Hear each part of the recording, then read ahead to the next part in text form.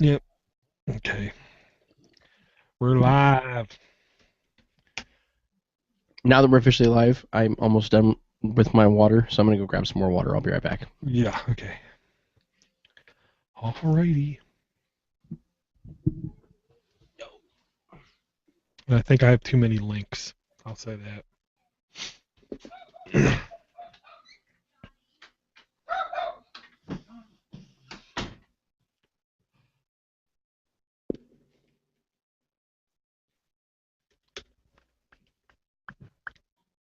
Let me think. What would be the? It would probably be this would be the easiest. I would think so. Then if I come over here and say that.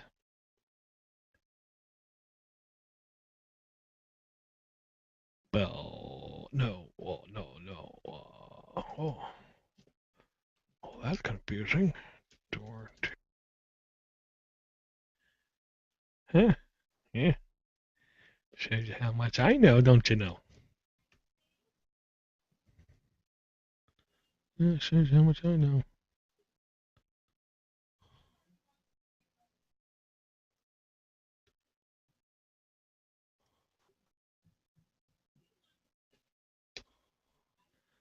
There you go.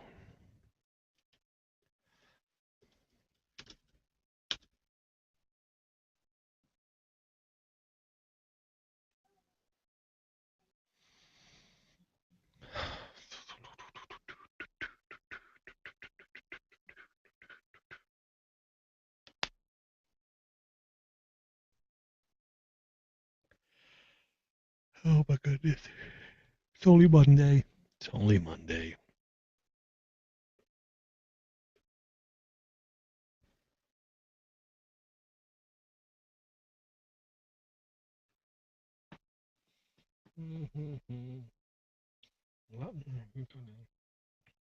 Also, Carbon ROM now also has a carbon installer. See, I don't think they do. I think this. Oop.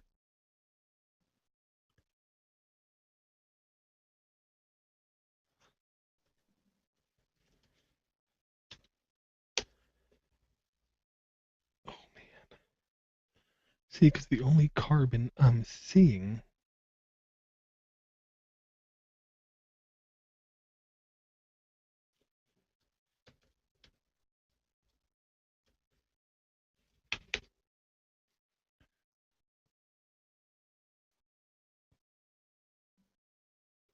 Yeah, see, I don't think so.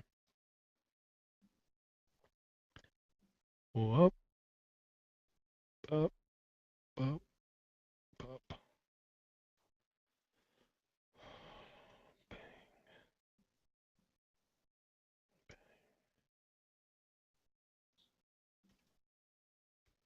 Okay. Checking the tweets and all that jazz. Oh, guess I shouldn't have closed that window. As long as we weren't in the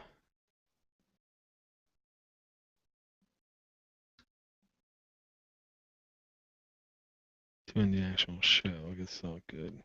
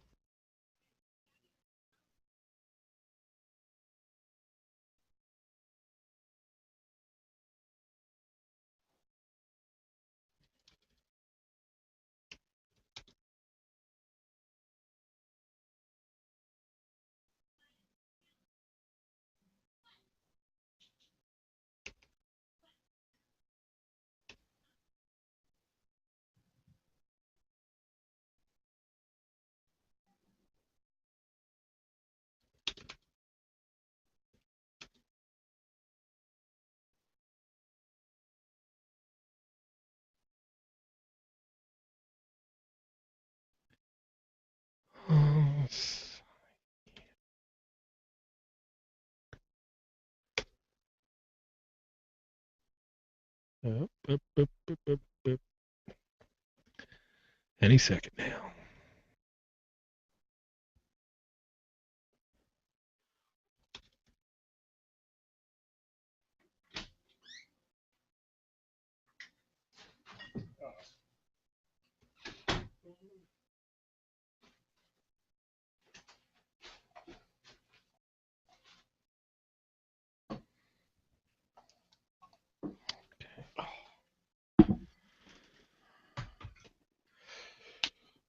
Oh man. Okay. You know you're having a bad day when you find a cherry 7-Up in the kitchen. It's the best thing that's ever happened to you all day. Yes, yes it is.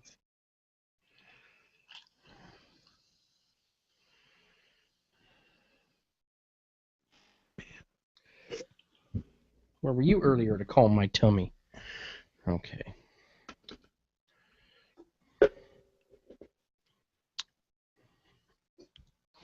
Back up just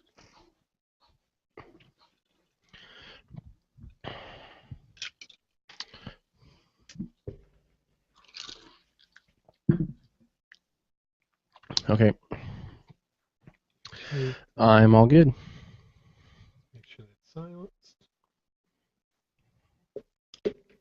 Make sure this is silenced. I'll turn my plane into airplane mode. There we go. Cool. Yeah, I gotta do this real quick.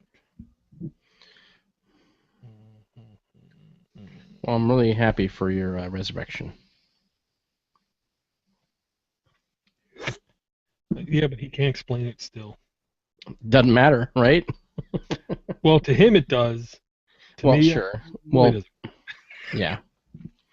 He's like, let me keep it for another week. You're like, no. No, I told him he could keep it for good if he wanted it. I said, I'm not a materialistic fellow. I had it. I got to play with it. Yeah, but you do have responsibilities, and you need a device like that. Well, compared to what I had, it's unbelievably fast. Silly fast. Yeah. Okay.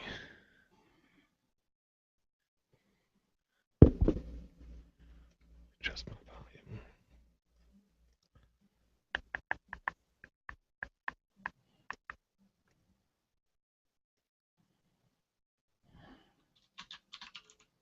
Whoa. Okay. You have your Audacity up and running? Yes. Okay. Oh. I'd hit record in 3, 2, 1.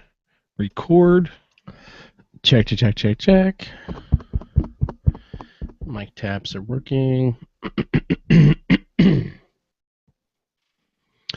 All right. Ooh. Kill that. Kill that. Cool. Still going? Yep, awesome. Hello, everyone, and welcome to Linux to the Rest of Us, episode 163. This is a show about Linux, all sorts of Linux news, tips, all sorts of Linux things that we find when we share with you. We just bring it to the show, and by we, I mean myself, Cody Cooper, aka Supercoop, and my good friend, the DoorToDoorGeek, aka Steve McLaughlin. How's it going, Door? Hey, Cody. Good, but not good enough. I'll say that. I tried twice and I could not get the correct cable to connect my phone to my second computer to do the Insta Radio streaming audio stream of the live show. I didn't realize I needed what's called a 3-ring 1/8-inch jack, and I played with it for a couple days until Steve Tribino called me an idiot and said, it will never work. You only have 2 rings on that plug. And I looked at the plug and I said, I see 3 pieces of silver separated by 2 things of black. He said, yeah, well, the rings are the black lines. You only have 2 of them. You need 3 of them. Oh, okay. And then he showed me a link and I said, okay. Went to two places, they didn't have it, so I'm going to try again to have that by next week. If that is successful, which I really do suspect it will be, I don't know how much longer we're going to be on Google Plus Hangouts. I'll say that. Mm. Did you happen to check for the cable at podnest.com/Amazon? I did, but I was trying to get it in person because I didn't find this out until Friday. Oh, okay. All right. I was just saying, because they have a lot of stuff there. They do. They have a heck of a lot of stuff. And if you would purchase that cable, a small amount of your purchase would have gone to help the Podnest network, and you don't even have to do any extra work. You just go to a podnest.com/Amazon instead of Amazon, and then I'm just saying. I know, but it's technically against policy if I use it. Oh, right. Yeah. So maybe everybody else but the two of us should use it. I'm being a good boy is all I can say. I'm trying to be a good boy. All right, there you go. I just thought I'd bring that up. I know Steve C would ask you this if he was here, but did you try your local Walmart? Hell no, I didn't try to Walmart. Good for you. Okay. I don't go to Walmart. I don't go to Walmart unless I absolutely have to. Period. I went to Walmart recently because I needed a pair of pants at 3 o'clock in the morning, and while I was there, I bought a lot more than pants. I bet. But got like a 55-inch TV for like $300. No, but yeah, they did have that discount rack. I did. Yeah, I don't want to get into it. It's yeah. Anyhow. Yeah, so lot of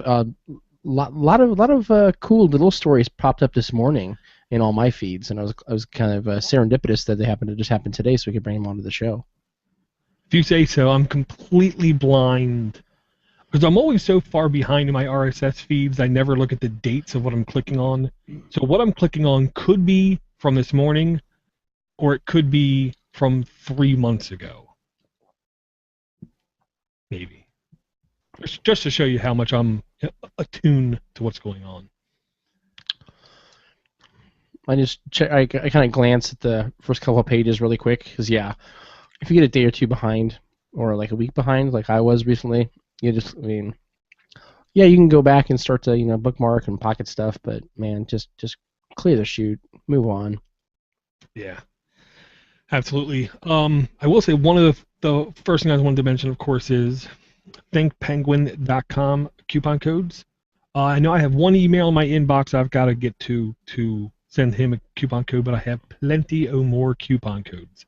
Again, I just want to state, not getting paid for this, not getting bonuses for this, not getting products for this, not getting mentions for this, not getting SEO for this. I'm not getting anything for this.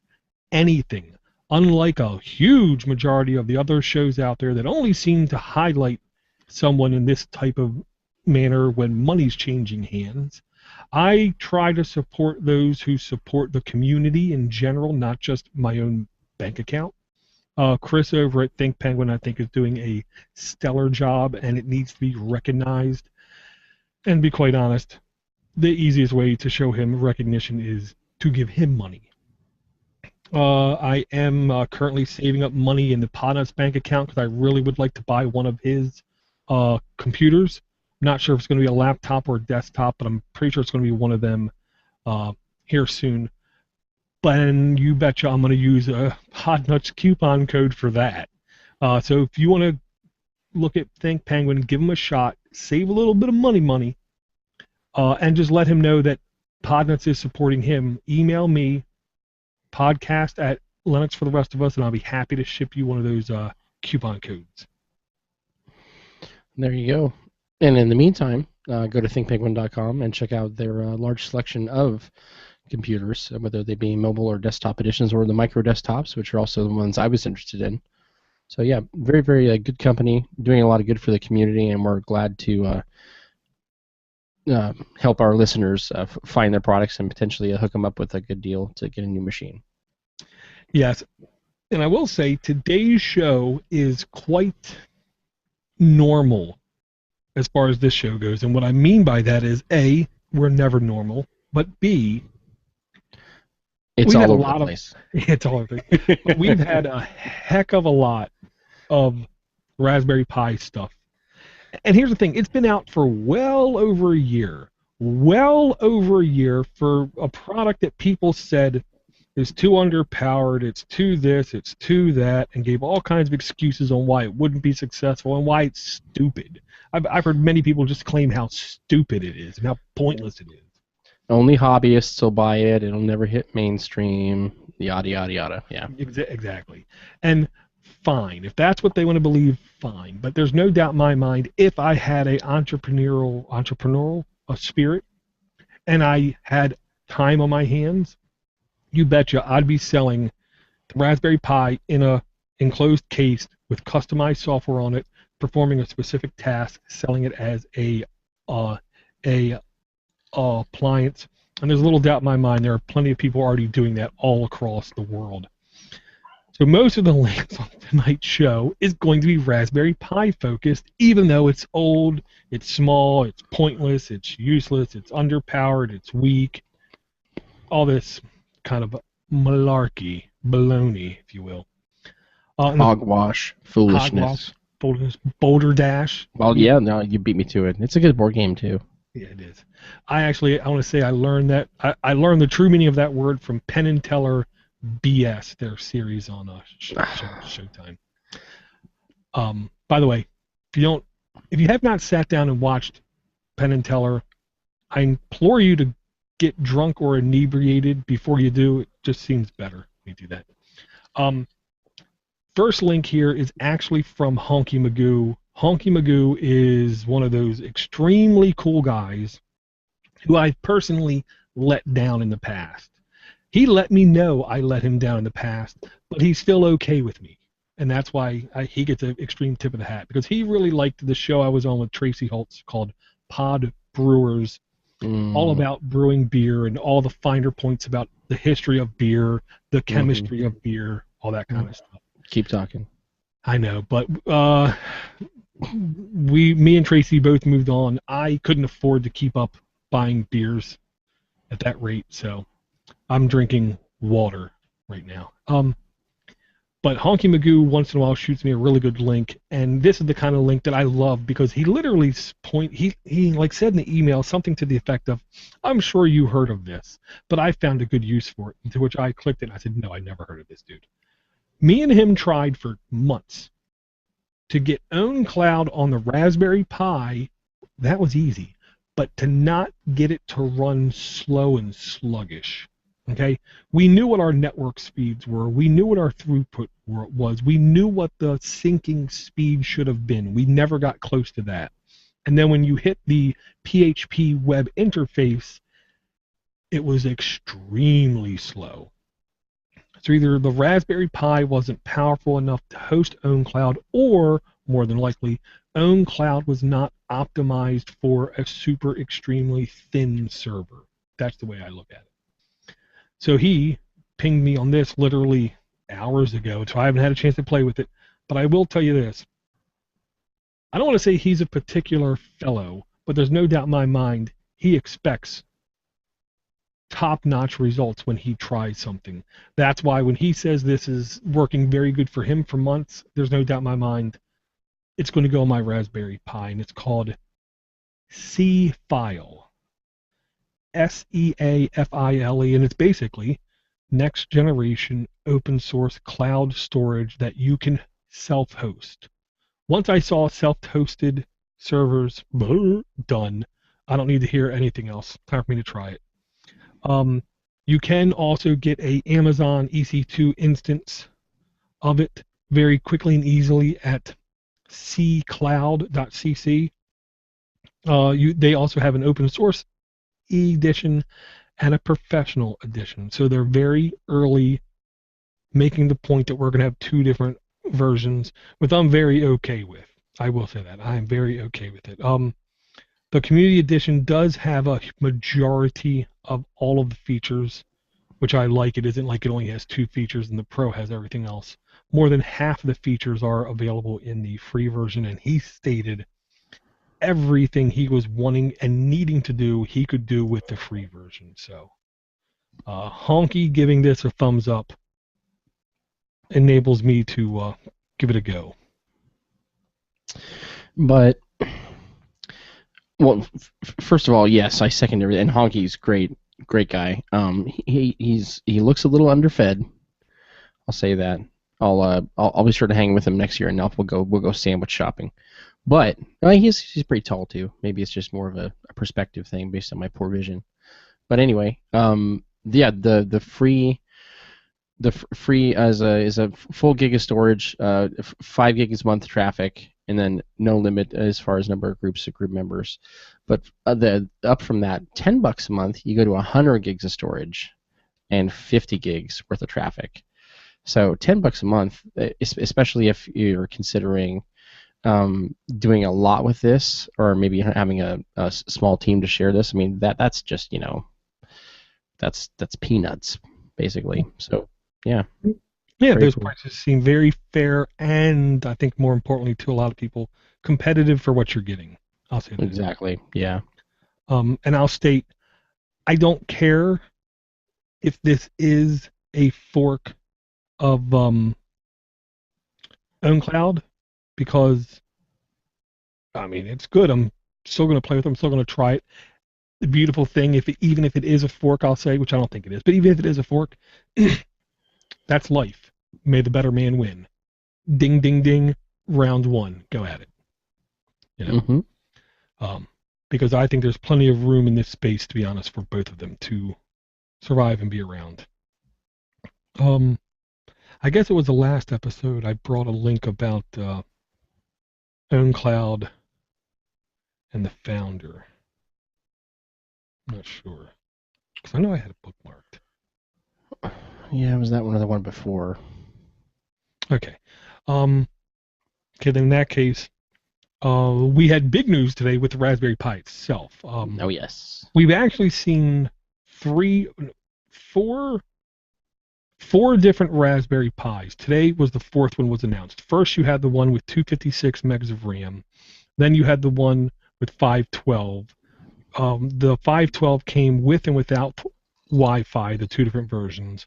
And now there's the, I want to say they call it the Raspberry Pi B Plus, I believe it was called, where they basically bumped up the Raspberry Pi with, to be honest, one of the things that I keep seeing in the picture, and it looks like they actually finally added maybe a power button.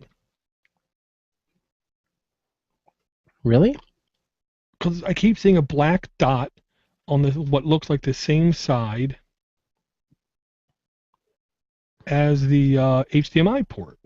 And I keep thinking that's a power button. I'm not sure. But they basically Oh, no. That's audio jack. Oh, it's sticking out farther than I thought. Okay. Because They did do basic reconfiguration. They basically took the board and they moved stuff around, which means none of your old cases will work 100%. Because they added 2 more USB ports, but they also changed the interface for the quote-unquote hard drive from a full-size SD to a micro SD, which I will say is about time. About time. I personally am a fan of that, 100%.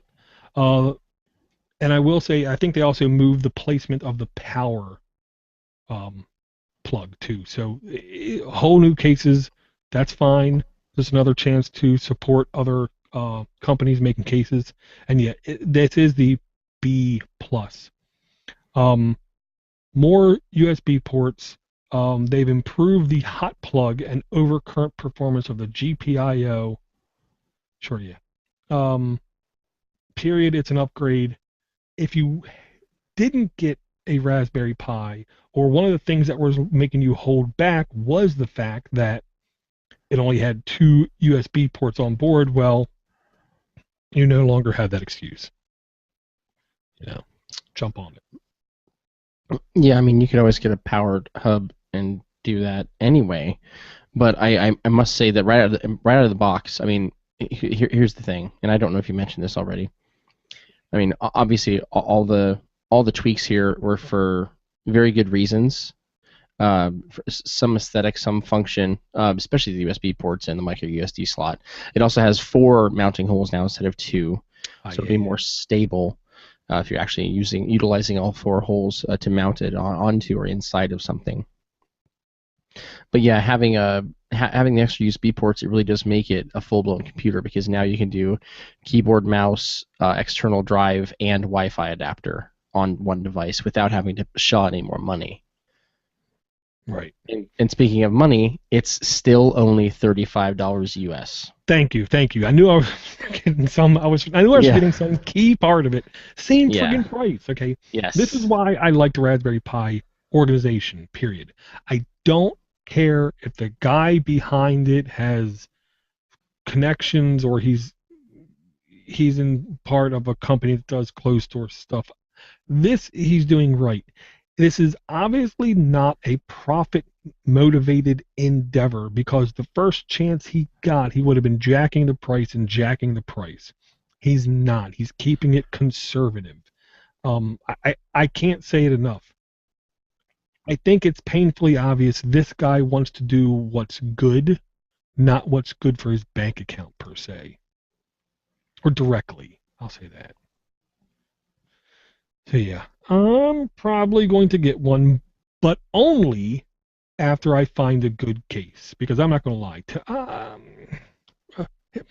Russ, it might take you 6 months to listen to this show, but I know you're listening. Russ Winter, the Techie Geek. You, my sir, God bless you. You spoiled me. You spoiled me pretty ridiculous, to where I do not want a Lego case. I do not want a flimsy case. I do not want a plasticky, fragile, brittle case. I want a zombie-killing machine metal box that I could run over it with an 18-wheeler and the box would laugh. I don't want no plasticky junk. So I'm going to get one of the new Raspberry Pis for a couple reasons. One, I have the original with half the RAM, so I need the bigger one. But I just want to support these guys. I want these guys to keep moving forward, keep doing better, keep putting as many of these things out there in as many different cultures, economic classes, and regions of the world they can possibly be. The more, the better. I'll just say that. Yep.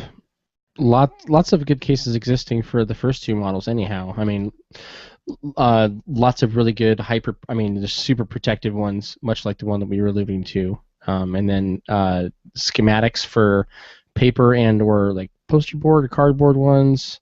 The Lego, of course, very cool. So yeah, I'm utilizing one, soon to be two Raspberry Pis at work for some particular tasks, and I may end up I have some people coming in to take a look at my configuration, and then they may actually want to get some details and then roll that into a future project. So I'm going to try to get a couple more and really show them what I can do with them.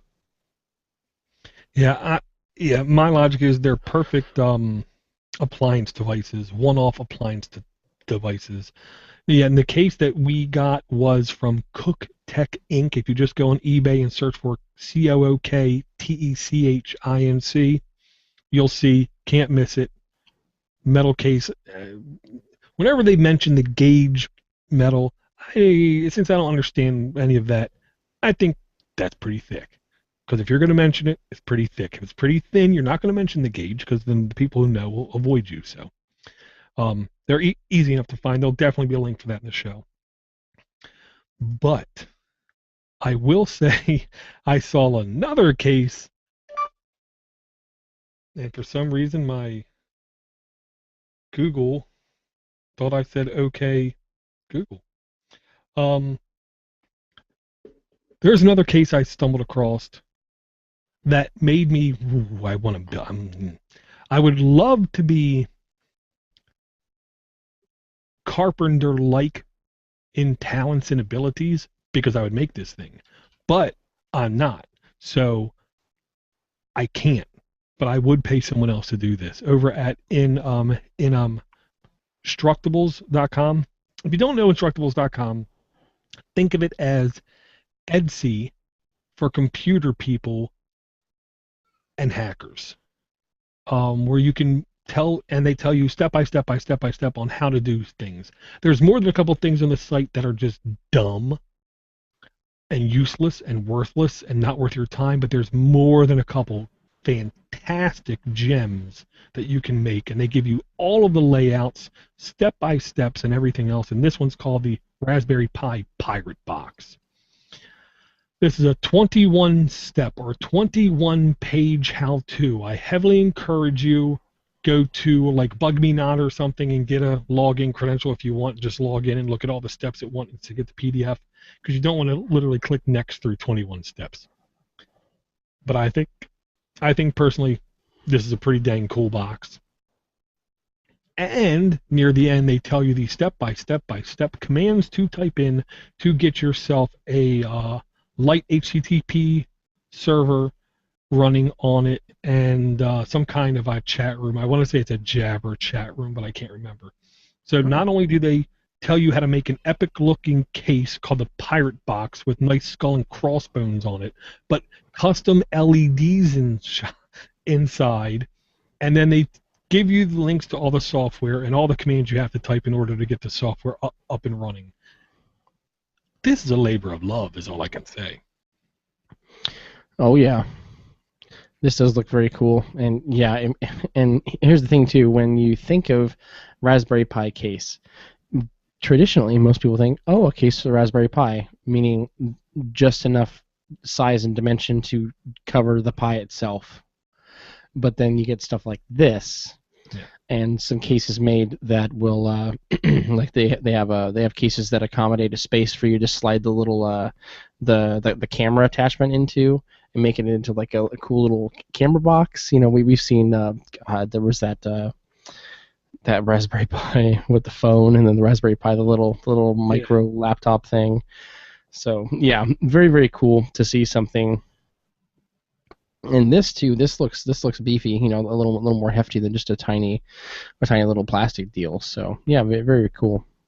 Yeah, it's definitely physically bigger than your normal Raspberry Pi case, but I'll just say like this: it comes with tail fins, like Leo Laporte would say. You know, back in the day, we wanted cars with tail fins on them just because tail fins are cool. This box is definitely a little bit bigger. And by a little bit bigger, I mean like 3 times bigger than a Pi, but it also has extra functionality and extra quote-unquote fashion, because you have the extra lights in it, but it also has a power button on the side. The one fatal flaw, in my humble opinion, for the Raspberry Pi usability out of the box is to power on and power off. Sometimes you literally have to go over to it, pull the power plug, and put the power plug back in. Yep. Nothing's perfect. It's only $35. Okay. Right now, what I'm currently using my Raspberry Pi for, I've talked about a couple times. Well, someone actually went and documented the process to me pretty good. And I can't pronounce the guy's name. Thorin Kolinsky, something, over on lifehacker.com. The link is how to build a all-in-one retro gaming console for $35 the easy way. They go through literally step by step on what you need. Well, they first explain it, which, to be honest, I like, but for me, I don't need it because I went and did the research myself in the operating system. But it basically tells you like the back end is emulation, the front end is emulation station, the back end is RetroArch. In combination with custom configuration files, you have RetroArch Pi, which is a custom Raspberry Pi distribution or installation script for the Debian-based Raspberry Pi, to where voila, bada bing, you have yourself what appears to be a micro standalone arcade all-in-one cabinet. And I just think it's cool. Yeah, it's just, dude, if 20 years ago you told, you know, my, 13-year-old self, hey, you're going to be able to carry out all these systems in your pocket. I'm like, dude, whatever. And then you pull out a Raspberry Pi, plug it into a TV. Okay, I'd have to have an HDMI to, you know, AV converter as well. Otherwise, I couldn't prove it to my younger self. Well, see, I have the original Pi that does have RCA video out. I believe it's video. Oh, duh, yeah, mine does. Yeah, okay, yeah. So technically, we could have used that. You'd have stared at the other plug a while, to which we would have just told you to stop looking at it. Right. Yeah. Now, I will say, I don't want to say this is misleading. Okay, I really don't. But my Raspberry Pi, half the RAM, I cannot run any N64 game. Any. I literally load the game and it takes 5+ minutes for the screen to show anything. And then when the screen shows something, I literally have like, you know how you have 30 frames a second, 60 frames a second? I literally have like 1 frame every 8 minutes. Now, it might be because I have the original Pi with half the RAM, but I'm seriously doubting that's the case. So while they list all these emulators, yes, they're all on there. But I don't think they're all playable. And some of them require extra work, like the in television does require you to get 2 files on your own. Like, remember the old Doom things we had to do to get Doom working? We had to get the WAD files. Right. You have to get a bin file, and I can't remember what the second file is, but you have to get those 2 files yourself. You put them in the right directory, and then your IntelliVision, quote-unquote, works. So okay. It isn't perfect, nothing is, but it is a super great jump start to giving you a $35 gaming rig. What I didn't see, though, and I was really hoping, was suggested game. Yeah, they do actually link to a Super Nintendo game controller over on Amazon. They look like they go for, no, this is the corded kind. I'm not going to say don't believe these guys,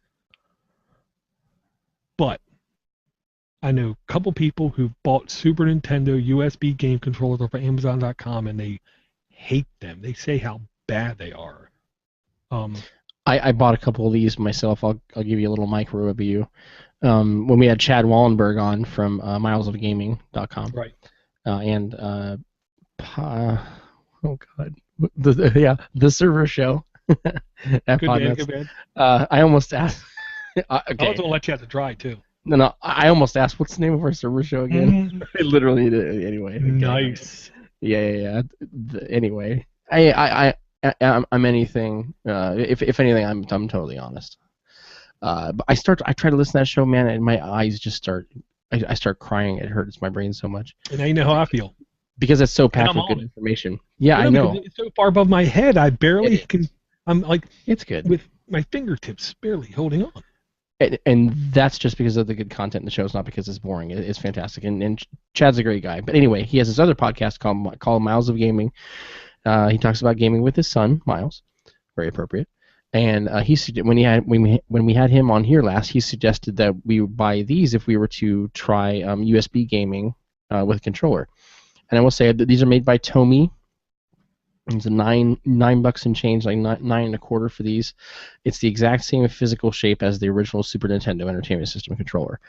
The gist of these is that they're all right.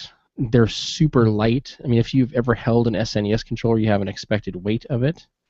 And you get this thing, and it's literally just a tiny shell as far as the weight goes. So you crack it open, you put some weights in there, which I've done for other controllers just to make it feel, because the whole time I'm holding it, I'm just like, it just doesn't feel right, you know? The buttons and the responsiveness are quite good. The only caveat I would say to these is that the start and select buttons are also hard plastic, and they're not rubber like the original controllers are. So it's a little odd. But if you're giving this to a kid who's never even held the original, he'll never know any of these. Right. He or she will never know any of these things. So. Right. And the 2 things I'll say is the one that Liam Tidwell gave me, which looks just like this one. I don't know if it's the same one. The L and the R buttons, they don't have like the click. They don't have the give before the click. It's just like a swoosh. Mm-hmm. And I will say, the link from Lifehacker, it lies. The item lies. Requires PC running Windows 98, SE or later, or Mac OS X running 10.0 or later. I call again Boulder Dash. Runs in Linux. There you go. And I don't like him not saying it, but you know. Well, but then again, look at the screenshots. Yes, I did notice. So we'll just leave that right there. Yeah, they're not too, you know, Friendly. Okay. Friendly. Yes. Okay, now I'm going to be able to put C-Fi on my Raspberry Pi with only having one. What? Well, that's because I'm taking RetroPie off of that Raspberry Pi. How can I do that? Why can I do that? Why would I do that? Am I a sadist? Do I want to just cause myself pain? No. Because I found something else that maybe can run my Super Nintendo just fine, and that is Retro Rig. Okay, Retro Rig looks like, instead of a emulation station plus Retro Arch, I believe, I haven't looked into it incredibly hard because I haven't had the time, but I believe it's a combination of Retro Arch and XB and a very customized XBMC interface. Okay. Ooh. Right. Now, what I mean when I say that is you can load XBMC and you can load a plugin, and then you have to configure the plugin, and then you'll get the exact same interface. The difference is there's no main screen on the XBMC.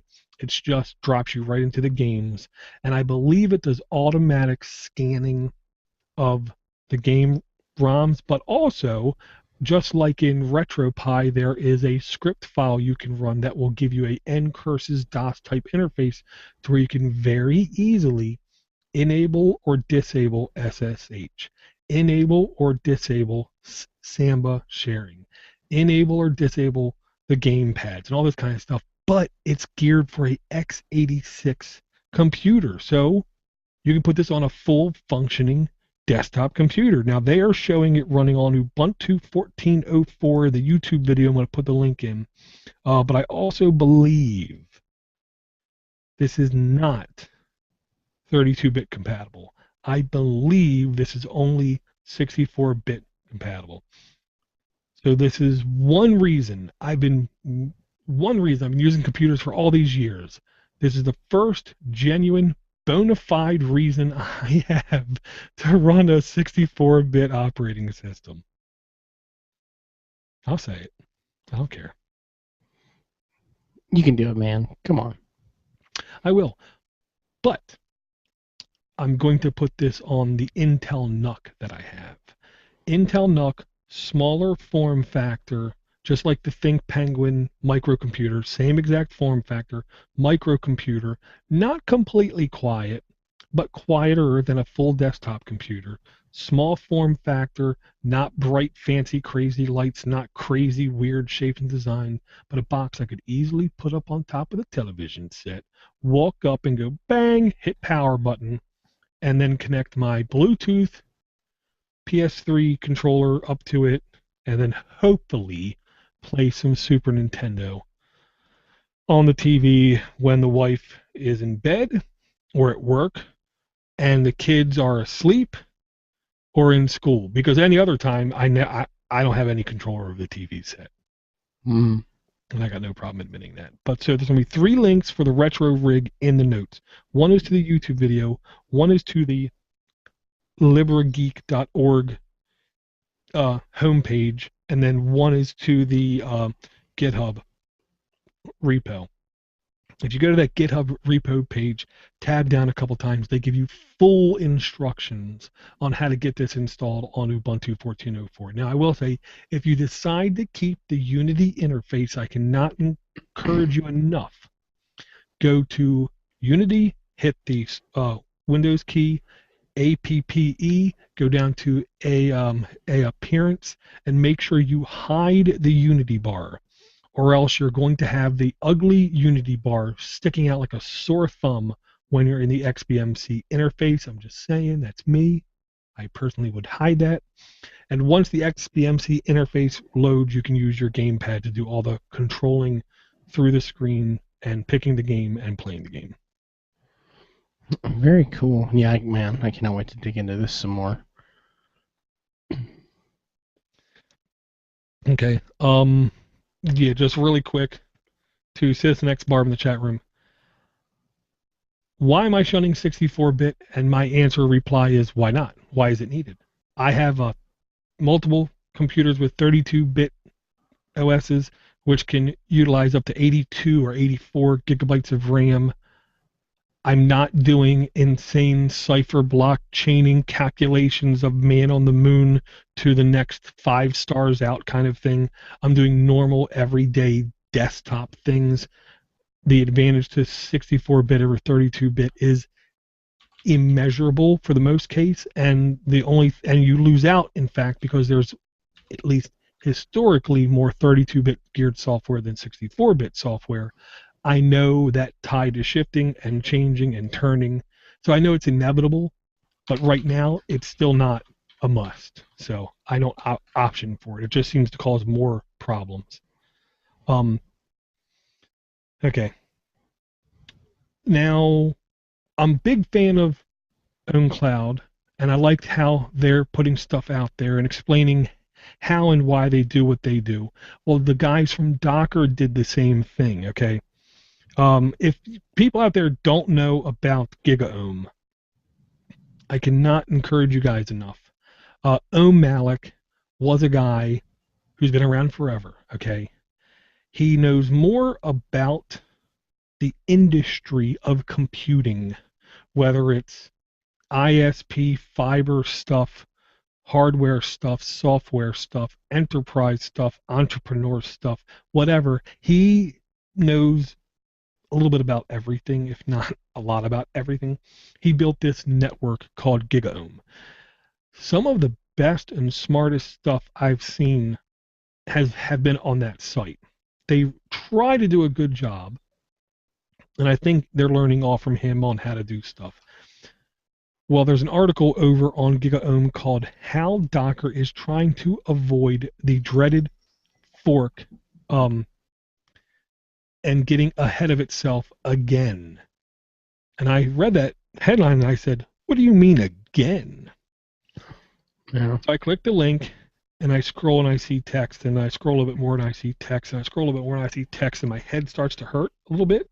Now, granted, this isn't pages and pages of text. I scroll slowly. And then I scroll down a little bit further and I see the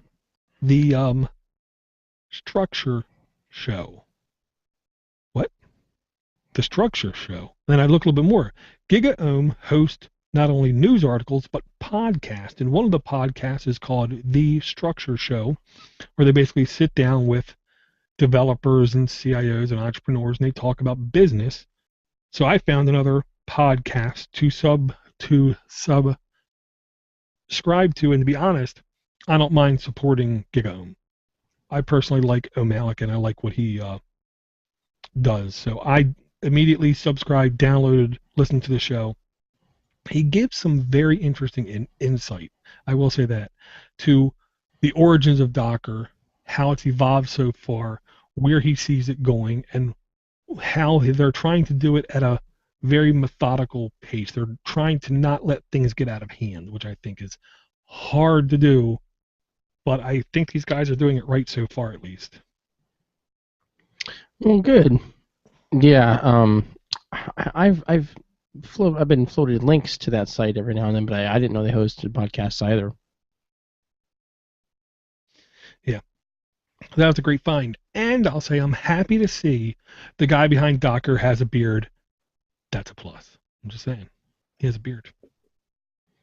Immediately makes me want to like him, and I will say, if you go to gigaom.com/podcast, you'll see all of their podcasts. This is one thing, is a pet peeve.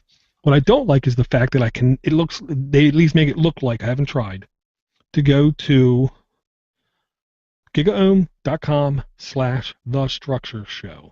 Instead, I go to gigaom.com/podcast, and then I see the Structure Show, the Chrome Show, the Internet of Things Show, Cord Cutters.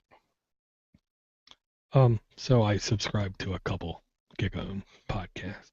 And by a couple, you mean all of them?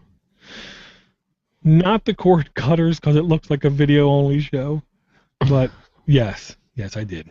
Yeah. Because, hey, Chrome, to me, is not only a browser that has exploded and basically taken over the market for good reason, I'll say, but a very interesting operating system, because I'm sure they're going to bounce back between both of them. And then you have the Chromecast, which technically is Android, called Chromecast. So it could be all of those things. The Internet of Things show, I want to subscribe to just because I hope they're fair and balanced about security and convenience, and how when someone's successful and they balance that line good, and then the ones that don't and they point it out. You know what I mean? Mm-hmm. Only one way to find out. Why don't you just go get caught up on all of them and then give us a micro report on the next episode? If I can listen to all of them by then, because now believe I'm above 90 podcast. Okay. Totally different direction. And by that, it's not only the truth, but it's a pun. This is an article I'm calling out for Rich, Flying Rich, which I don't know why we call him Flying Rich, where we need to call him Bullet Rich. Because he's one of the guys that seems to get tingly when people talk about guns. And I mean that in the nicest way possible. I'm interested in guns, but I'm not, infatuated with them, I guess I'll say. Now, anyone can carry one legally, fine by me, don't care. I just don't have any. Why? Because I know I'd shoot somebody, and I don't want to let myself do that. But there's an article on TheVerge.com, which there's no doubt in my mind when he sees it and when other people I know see it, they're going to react to it. And it's entitled, Watch Smart Bullets Change Direction in Mid-Air. This is sci-fi, folks, okay? And I'm going to say it's running Linux. Tracking port rifles are rifles that are running Linux. And DARPA, Defense something,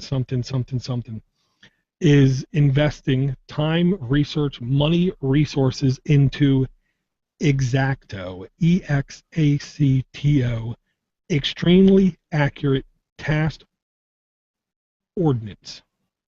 Okay, this is an example. I'll say Linux software and hardware is not good or bad. It just is. And to be quite honest, guns are not good or bad. They just are. This is really interesting technology. No matter what you think about guns, no matter what you think about bullets, no matter what you think about guns shooting bullets, really, really interesting technology, stuff that was only science fiction last week, I'll say, is now at least in some proof of concept real, and they have a video of a bullet changing direction in midair. That's pretty crazy. I gotta ask though, because if this is not the case, it's far too coincidental. It's hitting a little too close to home here. But did you read about this from Matthew Williams this week on Google Plus? Nope. Well, he must have posted something similar then, because when I first saw this, I thought of the 1980s sci-fi extravaganza Runaway, starring Tom Selleck and Gene Simmons. What? Oh my Lord, you're going way back. Have you seen it? I don't know. Oh my God, dude! To this day, it's just one of my favorite. Like I don't. Everybody has those movies in those films in their life where, like, if it just like, well, it can't happen in this day and age where you walk in, it's just on TV, because I'm a cable cutter, so I don't walk in. Oh wait, it's on cable today. But man, if I flip through and I see that on Netflix, I'm just like, okay, I'm dropping whatever I'm doing for 90 minutes and I'm watching that movie. But in it, quick synopsis: Tom Selleck plays this robot, or yeah, I guess is a robot, sort of a tactical expert, Ramsey in the film, and he's this cop that basically, when it's far in the future, probably like 1999 or whatever, and there are all sorts of house robots and all this, but if any of them go haywire, he's the guy that's sent in by the cops to go, disable these robots. I do remember the movie. Yes. Yeah. So, but Gene Simmons leads there with Kiss, of course, and he's the villain in the film, and he's just amazing. Just such a ham. The whole film's great. But in it, they have this gun that fires these bullets, and they actually track, and they use cool camera effects to show the bullets moving around. But oh man, I need to stop talking about it because I will talk about Runaway for a whole 90 minutes, but that just makes me want to. I don't want to say that. Okay. Yeah. So go check out Runaway. And I will say Matthew Williams, Lord D, did post the exact same story earlier this week. I did not catch it. I've been a little Google Plus inept this week. I will not lie. Okay. So he does get credit for saying this publicly before me, but I hope Richard didn't see it. I hope Richard Hughes doesn't hear about this until he hears this show. But more importantly, I was right. I'm not gonna. I cannot confirm nor deny that. So either way, no matter what, I just got to tell people. And listen, I know I've said this 100 times at least. This is not a Microsoft gun. This is not an Apple gun. Why? Because only Redmond, Washington, or whatever the other city is where Mac is, if it didn't come out of there, those companies can't be behind it. Okay? Because it is Linux, because it is open, because it is free, because it is modular, it means anybody can do it. It didn't have to be the US DoD and DARPA doing this. This could have been anybody doing these kind of things. All it takes is effort and a little bit of time. And if it is plausible in any shape, way, or form, you're going to find a way to do it, and it wouldn't shock me if open source tools can help you get there quicker. They didn't have to design an entire operating system. They use Linux, so, go figure. Okay, now we're back on GigaOM, because it didn't make sense to put this link before that one. But we're back on GigaOM, and coincidentally, if you go down in the article a little bit, there's a link to the Chrome show, which if I would have listened to the Chrome show, I would have already known about this before I saw the link and didn't even. Now I know there's a podcast, so I'll subscribe to that one too. Hey, just stop beating yourself up, okay? Okay. Well, and I hope the Linux community stops beating Google up for a couple of seconds, okay? And I'm not saying they don't deserve it, but I will say it like this. Everyone keeps going crazy over there's no native Google Drive on Linux. First off, I'll say, why do you feel like you need to rely on a company to put out a piece of software? There's plenty of pieces of software on Linux you can load that can access Google Drive, that can save revisions, that can sync, that can download, that can upload. Why do you feel it necessary you must rely on that company for that product? I don't understand you people, period. Now, while you're over there complaining about a tool that would be redundant in the world, I'm over here talking about Google released the Chrome Remote Desktop on Linux. About a month and a half ago, they released this tool to where you could do Chrome Remote Desktop. Okay. Now, if we were both in Google Hangouts, you could do a remote desktop and it would work. But they released a Android application like a month ago. From your Android phone, you could remote into your computer via the Chrome browser and remote control that computer. It didn't work on Linux. Now it does. Released, I believe, today, July 13th. They just released this in the beta stages. So it's only a matter of time, a little bit of time, to where if I need to remote into my computer, all I have to do is leave my Chrome up and running with a secure access token with the handshake already done kind of thing. Otherwise, you need to be sitting in front of the computer and literally authenticate via a code. You have to hit OK kind of thing. But I do believe you can do just leave your Chrome up and running and leave it unsupervised and get in. That, to me, is the type of simplicity only somebody with a lot of money behind them would even think about doing, because this is no cost, this is free, this is out there. You can say this just lets you Google into your house, whatever.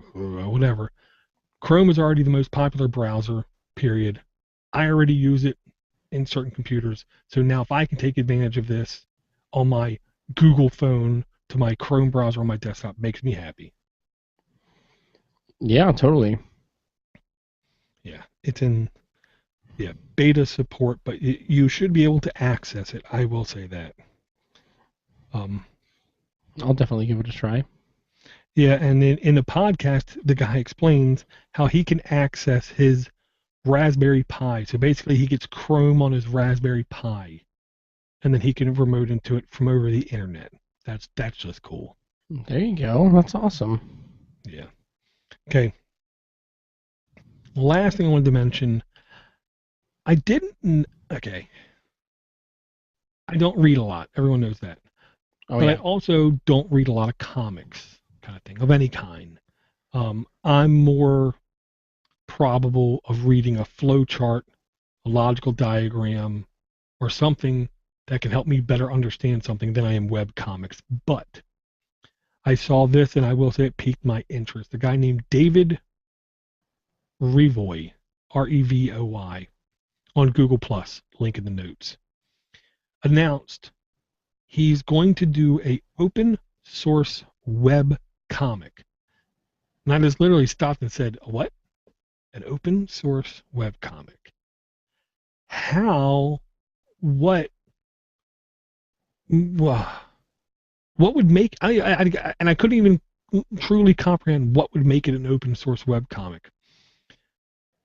I had to literally sit down and think about it a little bit. So I'm fairly sure of where this guy's going to go with this. And if you go to the show notes, you'll get a link to his Google Plus posting about this, but you can also get a link to his posting on his personal website, davidreveille.com, and it's called Pepper and Carrot, which is misleading because it's not a comic about vegetables. It's a comic about a witch, a girl witch, a young girl witch, and her cat. Her name is Pepper. The cat's name is Carrot because she has black hair. The cat has orange hair. And I will say, I'm really impressed at the artwork of this.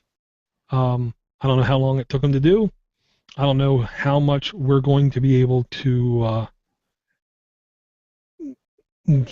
pull out of this, but basically, all of the work is going to be licensed under Creative Commons, and you're going to be able to download high-res roster layers, of a layered roster image source file with every posting of his comic. So not only do you get the end result, but you get, my guess is, not all of the things that he did, but you're getting near the end all of the source files in what it took for him to make this comic. Honestly, I'll say this. I don't think there's probably a better way to learn how to do at least his style of graphics rather than looking at his source files. I think you can learn a lot probably. Well, I was going to say, I mean, yeah, first of all, yeah, the art is very beautiful. It's a cute little comic, but more importantly, I wonder if he's only using open source tools to make the comic, hence the title. I will say, yes, a really good question there. Okay. I don't know how to answer that, but it wouldn't shock me if he is, only because it's roster images. GIMP is maybe one of the most mature graphic artist roster-based image applications out there. Yes, it doesn't do all of the color stuff that Photoshop does, but it wouldn't shock me at all if he's using that. And he does have a Patreon. That's awesome. I didn't realize that. Well, that is cool. Yeah, gotta support Patreon. And I will say, mentioning Patreon, I am not going to lie. I'm always thinking that I could do a Patreon. I don't know if I should do a Patreon. If you do want to support someone who is doing a Patreon, Element Opie, Mark Cockrell is doing a Patreon. I encourage you, if you do like his show, if you do like his network, if you do like his style, if you do like his morals, if you do like his ethics, if you like anything about Mark, consider hitting him up and supporting him on his Patreon. And I say that because hopefully in 3 or 6 months he's going to tell me how it's doing, so I should know if I should spend the time to do it. And by spend the time to do it, he means he's going to have to read 4 paragraphs of text, which will take him about 2 months. No, what I found out was every time you make a posting, you have to do a little bit of, like if you do a posting from your blog or your YouTube or whatever, you have to do a little bit of extra work on Patreon. And you got to make sure you do it right, or else it doesn't work right. So, We'll figure it out. Okay. And by we, I mean, we'll just wait for Mark to... Yeah. No. Yeah. I'll actually get off my rear end, and, well, not this week, next week. I'll look into it, but yeah. Right, but yeah, and I'm trying to get both Mark Cockrell and Kevin O'Brien on the show. It's just a question of scheduling. I work 9 to 5. Cody works 5 a.m. till 12 midnight p.m. You know what I mean? Sometimes. Some days, yeah. Yeah, and Kevin and Mark both work hard as well. None of us are tech journalists who just sit around in our pajamas all day waiting to talk to people. So we have to literally worry about scheduling conflicts so we can get everything done and out there. So hopefully in a couple weeks, hopefully in less than 3 weeks, we'll have at least one of them on. And then very quickly thereafter have another one on. And I'm going to throw this out there. If you think it would be cool to have someone on this show, shoot me a URL and a name. I got no problem in trying to get them on a show. Or if you think I should be on a show, shoot me a URL and a name, and I got no problem with trying to get on another show. I do believe the best way for any podcast to propagate, to grow, is by cross-pollination, I'll call it, aka real human promos. There's no better promo than someone real instead of a clip. There you go. Yeah. I'm tapped out, Cody. I have no more Raspberry Pi stuff. For this week. We'll see, though. Yeah. All right, Door. Yeah, I don't have any additional stuff either, so we'll just go ahead and wrap it up. Where can we find you online? The easiest place is Ponus.com or Google+, Stephen McLaughlin, or phonetically Stephen McLaughlin. There you go. All right, and if you want to send an email to me, you can just send it to cody@podens.com. If you'd like to send an email to the show, send it to podcast@linuxtotherestofus.com. If you'd like to send in a voicemail, please call 7076-PODNUT. That is 707-676-3688. For the voicemails, please try to limit them to 60 seconds or thereabouts. If they run far too long, just break it up into a couple chunks and call us 2 weeks in a row. Or leave 2 messages and we'll just play them, separately. That's fine. Please also don't forget to visit the acf.co. That is the Accessible Computing Foundation, run by our good friend Admiral Jonathan T. Nato. Fantastic guy. We're running the foundation to help bring technology to those who would otherwise be left behind, those people with disabilities. For as little as $2 a month, you can become a regular contributor to the ACF, and that money goes straight into projects to benefit that community. So it's a fantastic organization, and every time I see that money come out of my bank account through PayPal, I just know it's going to a great cause. Also, to help the ACF, if you go to sonargnulinux.com, you can help seed the torrent of Sonar, the special Linux distribution, with a lot of extra accessibility options, which is getting updates all the time. And a lot of good stuff happening with that soon. So definitely, if you can at least hop on there and help them seed the torrents, help spread the seed, exactly, it would be a great help. And as always, if you're going to be making any purchases on Amazon, please head over to podnuts.com/Amazon. That's an affiliate link of ours for the network. If you use that link before you make your purchases, you don't pay any extra, but a little portion of your purchase does go to help support the network, because we do have costs associated with running these shows. The content is free, but through your purchases you're making already, you can help us keep chugging along. All right, and that is all for this evening. So please, once again, thank you very much for listening, and do not forget that Linux is not just for the rest of us, it is for all of us. Good night. Very cool. I'm trying to think of like a thesaurus for campaign. Campaign? Yeah. As like a Kickstarter campaign? Yeah, there's a word I can't think of. Mm. Because Jonathan started a new podcast, and I can't remember the name of the URL. Oops. I can't remember to save my life. I wanted to say campaign cast, but I know that can't be it.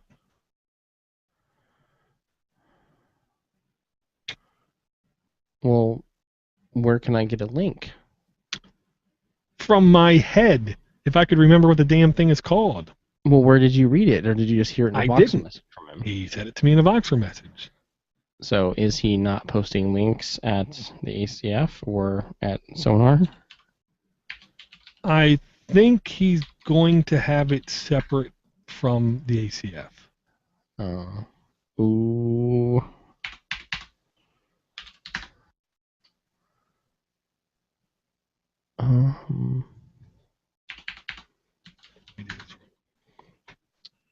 Ooh, the Sonar site is, well, I can't access the Sonar site.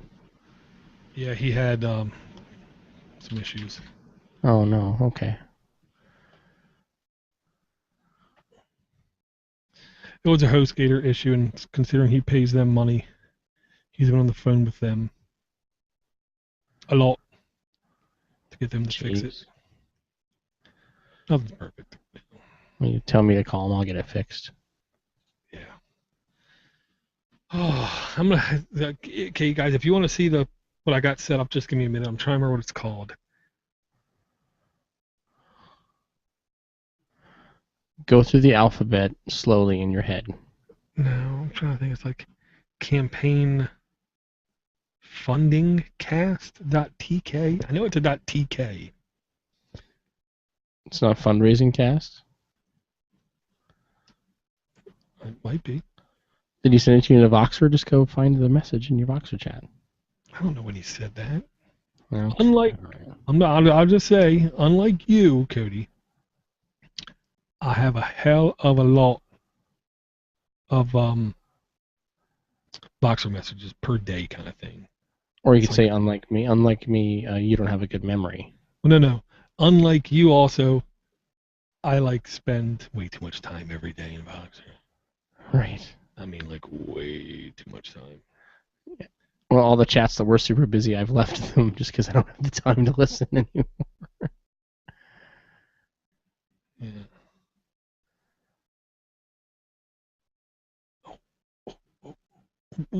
What did you say? Me? Yeah, what was the name of the domain you said, maybe? Oh, like fundraising cast? Crowdfundingcast.tk. Oh, there you go. But I couldn't remember it on the show.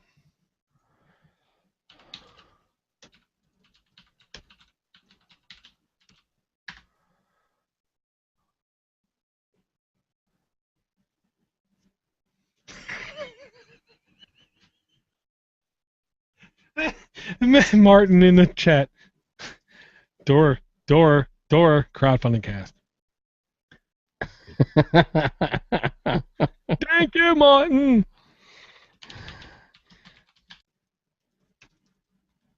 We expect you to see, Martin. That's why you need to be 8 seconds ahead of the game.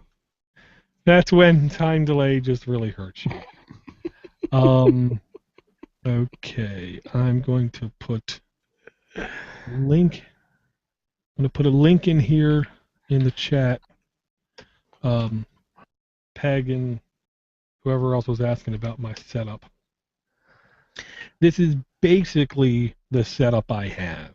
Okay, it's this set of hardware. I get green, black, or white cloths. The cloths literally are at least 10 feet by 15 feet is the actual width. There's an actual, so you can't even see it. There's actual metal frame behind it that's expandable and you can have it different heights. You can have it literally 2 feet or anywhere up to I believe it is 15 feet. No, 10 feet high. And then the width is like the shortest width you can do is like 2 feet, 3 feet.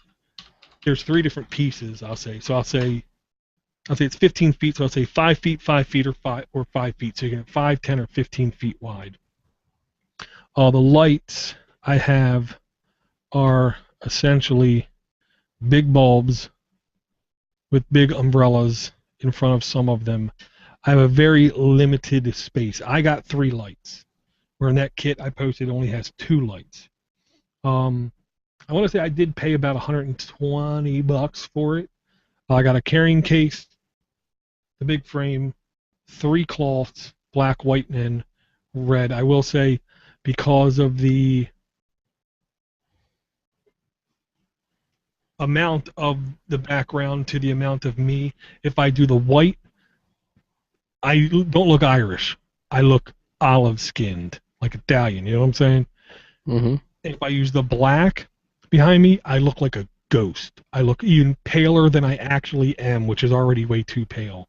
So I went with the green because it makes me more closest to my natural color as possible.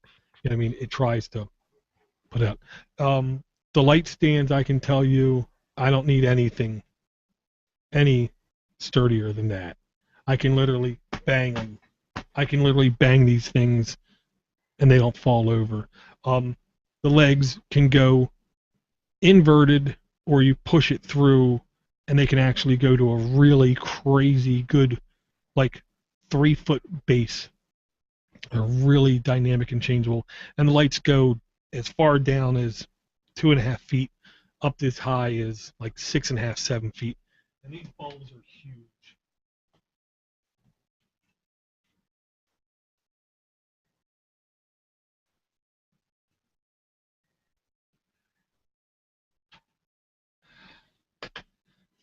There's my head. There's the bulb. Wow. And I didn't think it was easy to tell when I was pointing the camera. But these bulbs are literally huge. 110 to 130 volt is what they say, and they do say explicitly for photography, which I know peg-wall means nothing, but that's what they are. When I do the videos, I literally turn on the lights and redo the white balance kind of thing on the pictures to get a better light balance.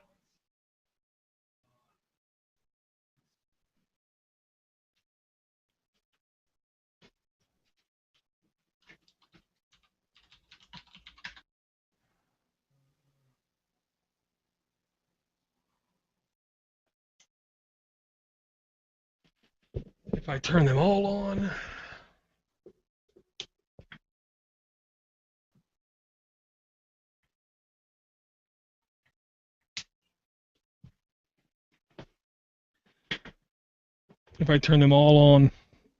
and play with the can't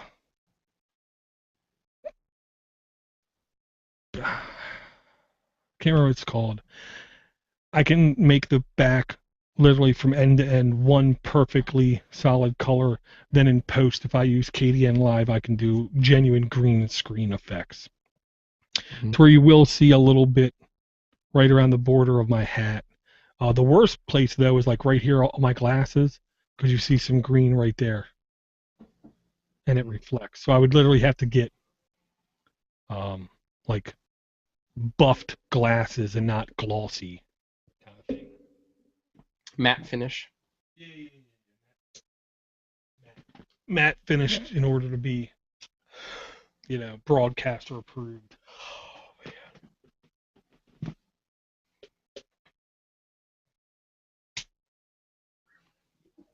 And of course, when my cousin-in-law came over the other day, he said, and I quote, "What are you doing, shooting porn down there?" Yeah, you know me. Right. Okay. Well, Door, I gotta take off. I gotta go cook dinner. All right, man. I gotta get out of bed. It's already 1:00. Mm-hmm. Mm-hmm. Thanks for coming out, guys. Pegwall, you should have eBay sued. Is he emailing me death threats again? Come on, Well, Peg. just save the retribution for OLF. Nice, Peg. Nice. That's all I gotta say. You do know Peggy is a genuine photographer. I did not know there that. you go. Wow. First off, you have a white thingy. What's it called? Not a white box, but that's what you can put stuff up against, I'm guessing, for genuine things. In the thumbnail, all I saw was the ceiling fan, Peggy.